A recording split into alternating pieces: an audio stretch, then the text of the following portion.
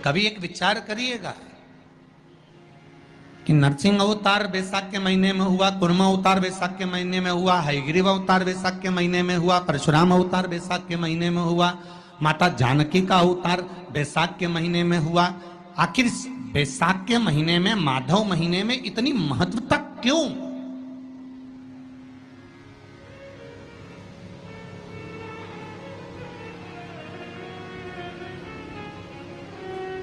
बैसाख के महीने में पड़ने वाली एकादशी, चतुर्थी, प्रदोष, अमावस्या, पूर्णिमा, शिवरात्रि, ये सभी इतनी महत्वपूर्ण क्यों हो जाती है?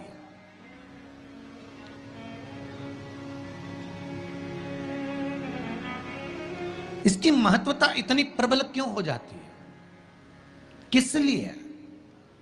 क्योंकि बैसाख का जो महीना पड़ता है, सूर्य की संपूर्ण तपन, सूर्य देव अपने पूर्ण तेज के साथ में, पूर्ण तेज के साथ में मृत्यु लोक के निवासियों पर, चाहे जलचर हो, थलचर हो, वायुचर हो, चाहे जो जीव हैं, उस पर जब किरण फेंकते हैं तो संसार का जो मनुष्य है उस पर जब ताप पड़ता है तो ताप पड़ने के कारण उसके मुख से भगवान का नाम निकल ही जाता है, स्मरण नाम निकल ही जाता है। जब उसके मुख से भगवान का नाम निकलता है तो वो भगवान की शरणागति खुद ग्रहण कर लेता है स्वयं।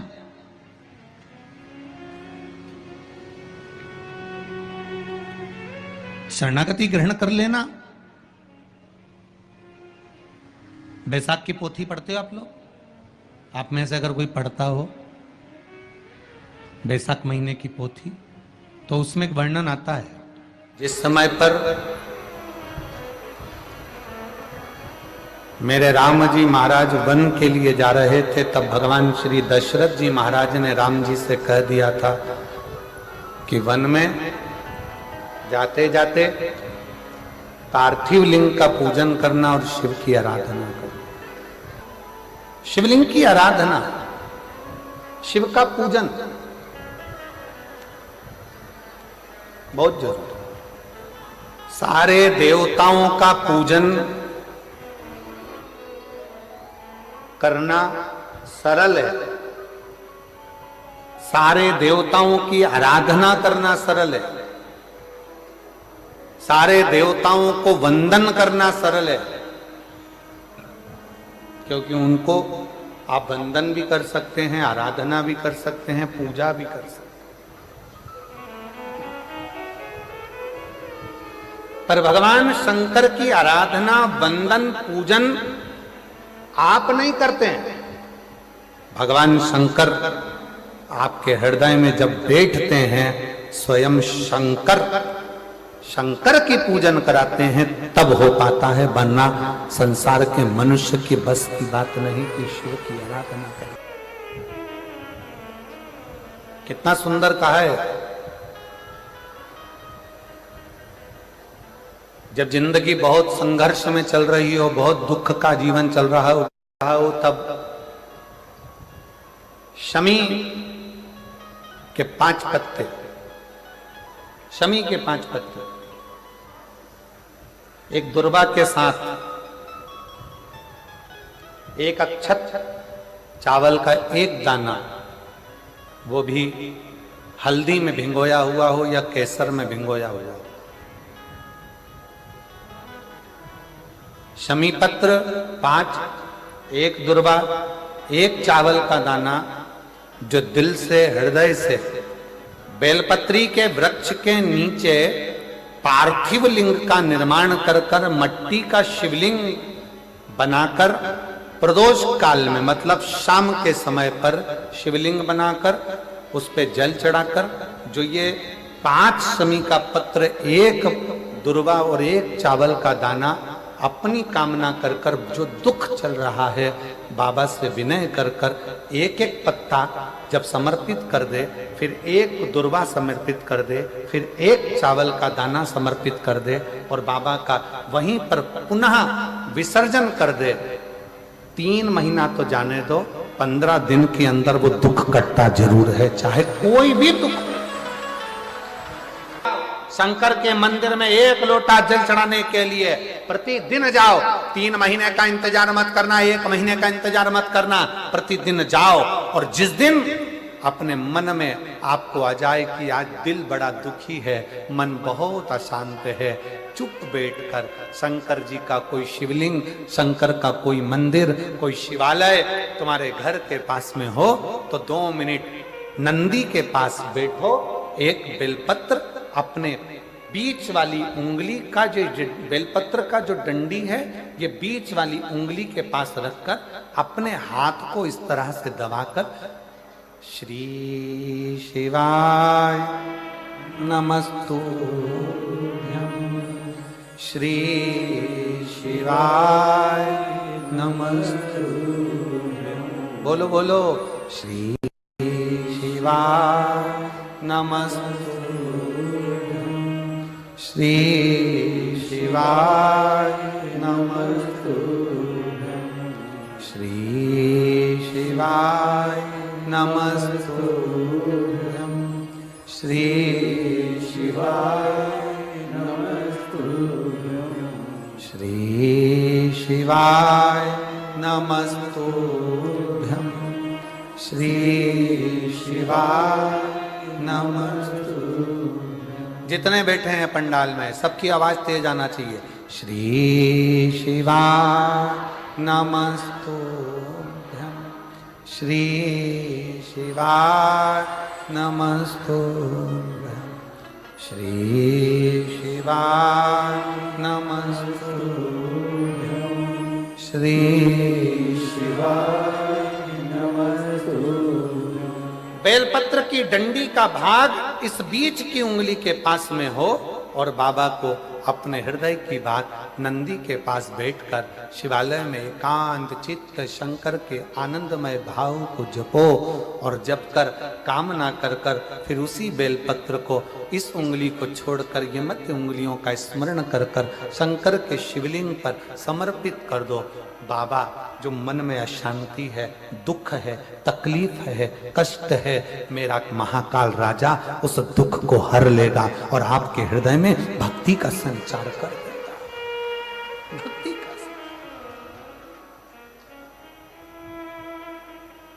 हृदय में भक्ति का संचार क्या है? श्री शिवाय नमस्तुभ्यं में शिव महापुराण की विद्येश्वर संहिता का अध्ययन करिए। आप शिव महापुराण सुन नहीं सकते तो गीता प्रेस गोरखपुर की शिव पुराण को लाइए, पढ़िए। संस्कृत की नहीं पढ़ सकते तो हिंदी की टीका पढ़िए और गीता प्रेस गोरखपुर की शिव पुराण को लाकर अध्ययन करो और उसका विद्येश्वर संहिता का अध्ययन कर कर देखो कि श्री शिवाय नमस्तुभ्यं इसका सार तत्व क्या है कि जो इसको जपता है, जो इसको बोलता है, उसके मात्र मुख का भी दर्शन हो जाए तो समझ लो कि हमारी जिंदगी के सारे कार्य सफल हो गए। सारे कार्य अपने घर के दरवाजे पर लिख दो श्री शिवाय नमस्तुभ्यं। कोई स्टिकर मिल जाए तो दरवाजे पर चिपका दो श्री शिवाय नमस्तुभ्यं। अपने घर के दरवाजे पर जब श्री शिवाय नमस्तुभ्यं दरवाजे पर लिखा होगा, कोई आ रहा होगा बुरी खबर सुनाने के लिए भी, अगर वो दरवाजे पर पढ़ लेगा, कोई भी दुख क्यों, किसी भी तरह का दुख क्यों, और ये शंकर की आराधना, शंकर की पूजन से प्रार्थना। जिद करो 2 जगह पर। एक जिद करना किससे? जम के बोलो जरा, सब पूरे पंडाल से आवाज आना चाहिए। किससे? अपने आप से। तुम में वो बल है, तुम में वो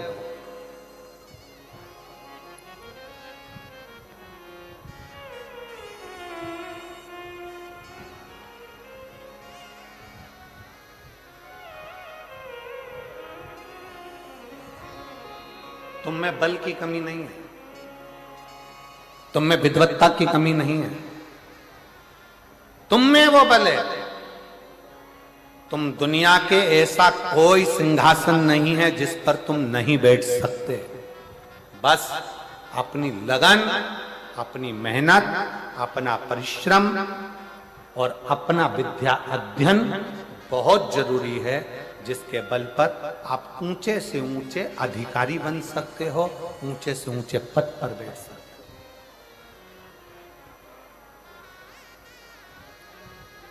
उच्च पद तक जा सकते हो। अपने आप से जिद करो। अग्नि पुराण में 2 जगह जिद का वर्णन किया गया, एक अपने आप से और दूसरा अपने देव अधिदेव महादेव से। क्योंकि एक अपने आप से और दूसरा जगत के बाप से, शंकर भगवान से जिद करो, वो हमारा पिता है। बाबा अपनी बेटी को दुखी देखोगे क्या? बाबा कब सुनोगे? मेरे शंकर, मेरे महाकाल राजा, हे कैलाशी, हे अविनाशी, हे त्रिलोकी के नाथ, हे त्रिपुंडधारी, त्रिशूलधारी, त्रिनेत्रधारी, हे भोले बाबा, संसार के पालन करता, संसार के श्रृंगार करता, संसार को सर्वस्वता प्रदान करने वाले, हे कालाधिपति महाकाल, मेरी भी झोली खुशियों से भर दो। हे मेरे शंकर, मुझ पर भी करुणा कर दो। बस यही भाव आप शिव से कहते रहो, पकड़ लो पीछा मेरे देव अधिदेव महादेव से। रोज जा एक स्त्री, जितने पूरे विश्व में लोग कथा श्रवण कर रहे हैं, देश विदेश में बैठकर भक्त इस पवित्र प्रांगण में बैठकर कथा श्रवण कर रहे हैं, वो अपने भीतर एक उतारिएगा। पुरुष और स्त्री में एक अंतर है।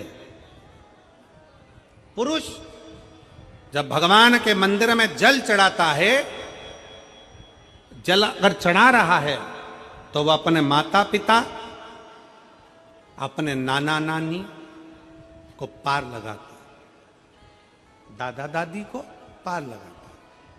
पर शंकर के मंदिर में अगर कोई स्त्री, कोई नारी, कोई लड़की, कोई कन्या, कोई बेटी, कोई मां, कोई वृद्ध भी अगर शंकर के मंदिर में एक लोटा जल चढ़ा रही है, तो वो अपना मायका और अपना ससुराल दोनों की 71 पीढ़ी को पार उतार देती है। और कितना सुंदर कहा माता पार्वती जी ने भगवान शंकर से अमरनाथ की गुफा में प्रश्न करते हुए कहा कि पुरुष भगवान की सेवा में लगे, भजन में लगे, मंत्र उच्चारण में लगे, तो उसका फल पुरुष को प्राप्त होता है। पर अगर स्त्री, नारी अगर भगवान शंकर की आराधना में लगती है, शिव की भक्ति में लगती है, तो हे भोलेनाथ, उसका फल किस किस को मिलता है? शिव महापुराण की कथा कहती है, भगवान शंकर का चरित्र कहता है, पुरुष का करा गया पुण्य पुरुष को प्राप्त होता है। पर केवल भारत की भूमि पर एक नारी एक ऐसी होती है, स्त्री ऐसी होती है, जिसने अगर सोमवार का व्रत कर लिया, मंगलवार का व्रत कर लिया, तीज का व्रत कर लिया, चतुर्थी का व्रत कर लिया, छठ का व्रत कर लिया, पंचमी का व्रत कर लिया, नवरात्रे के व्रत कर लिए, कोई सा व्रत, कोई सी पूजन अगर भारत की भूमि हो, चाहे देश विदेश की नारी हो, अगर कोई स्त्री व्रत करती है, तो उसका फल केवल स्त्री अकेली को नहीं मिलता, उसका फल उसके बेटे को, उसकी बेटी को, उसके पति को, उसके ससुर को, उसकी सास को और उसके मायके को, सबको प्राप्त होता है। ये नारी के द्वारा किया गया पुण्य का फल उसके पूरे परिवार को मिलता है, पूरे परिवार। शायद आप लोगों को मालूम है कि नहीं मालूम, हमें ध्यान में नहीं है। करवा चौथ का व्रत किसके लिए होता है? जम के बोलो जरा, इधर होता है कि नहीं होता छत्तीसगढ़ में? अरे जम के तो बोलो, होता है। किसके लिए करते हो? पति की लंबी उम्र के लिए, ठीक है। और ये पूरी दुनिया जानती है कि करवा चौथ का व्रत पति की लंबी उम्र के लिए होता है। पर कभी मौका मिल जाए तो एक बार गणेश पुराण को पढ़िएगा, और गणेश पुराण में और देवी भागवत में दोनों में स्पष्ट वर्णन आता है कि अगर स्त्री चतुर्थी का व्रत करती है, चाहे वो करवा चौथ हो, चाहे बड़ी चतुर्थी हो, छोटी चतुर्थी हो, किसी भी चतुर्थी का व्रत अगर स्त्री करती है, तो उसके पति का तो उम्र बढ़ता ही है, साथ में उसके पुत्र का वैभव भी बढ़ता है, उसके पुत्र का वैभव भी बढ़ता है, उसकी संतान का सुख भी बढ़ता है। तो कोई ये विचार ना करे कि करवा चौथ का व्रत केवल पति के लिए होता है। शिव महापुराण की कथा कहती है कि करवा चौथ का व्रत अगर स्त्री करती है तो पति की तो उम्र बढ़ती है, साथ में उसके बच्चों का वैभव भी बढ़ता है। कोई व्रत अगर स्त्री करती है, नवरात्रे का व्रत कर रही है, नवरात्रे में उपवास रख रही है, उसका फल सबको मिलता है, उसके पूरे घर को प्राप्त हो, पूर्ण घर।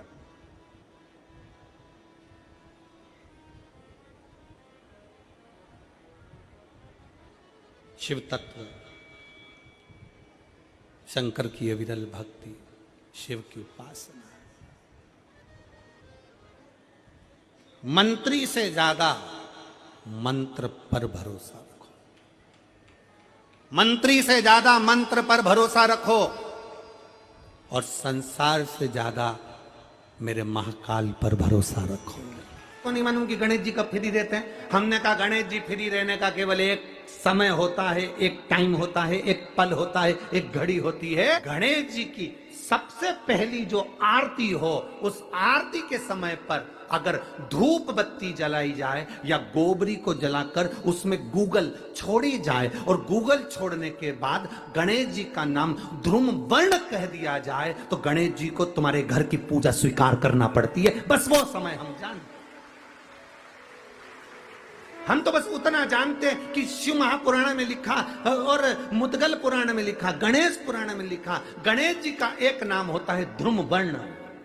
क्या नाम है? ध्रुम वर्ण गणेश जी का एक नाम होता है। जब हम धूप जलाकर और धूप लगाने के बाद में गणेश जी की सबसे पहली आरती करने के पहले अगर हम सबसे पहली आरती गणेश जी की कर रहे हो, अपने घर में स्थापना कर रहे हो, बिठा रहे हो, और तुम चाहते हो कि गणेश जी मेरे घर में आके मेरी पूजा को स्वीकार करें और जो मांगू मेरा गणेश मुझे दे 10 दिन के अंदर, तो पहला नाम लेकर पुकार लेना ध्रुम वर्ण विनायक, बैठो, बस काम हो गया। वो फ्री होकर आता, वो बैठता, अलमस्तता में बैठता।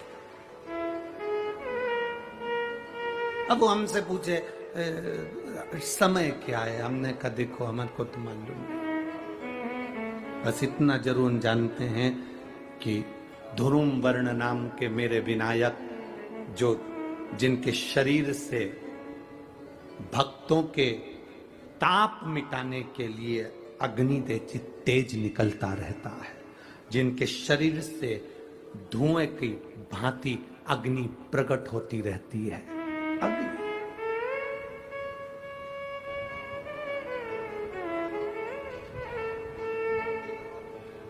हम तो उनको पहचानते हैं जो दुनिया के ताप मिटाने के लिए प्रगटा, उनके शरीर से अग्नि धुआं तेज पुंज प्रकट हुआ। वो ध्रुम वर्ण विनायक साधारण, उसका केवल नाम उच्चारण कर कर भी अगर विराजित किया जाए, वो आया स्वीकार करेगा। 10 आप अभी तक बिठा लेते थे सिद्धि विनायक आओ, मयूरेश्वर आओ, भगवान को बल्लेश्वर पधारो, आपने बुलाया, आया वो, बैठा वो, ऐसा नहीं कि नहीं बैठा, पर हमें समय का भान नहीं हो पाया। हम किस समय पर भगवान को रिझाएं? परमात्मा को रिझाने का कोई समय होता है? भगवान को तो जब तुम्हारी मर्जी पड़ जाए, जब तुम्हारा दिल कर जाए, तब मेरे भगवान को रिझाने का प्रयास करो, वो तुम्हारे करीब में आकर बैठ जाएगा। जब तुम्हारा मन पड़े, जब तुम्हारी मर्जी पड़े।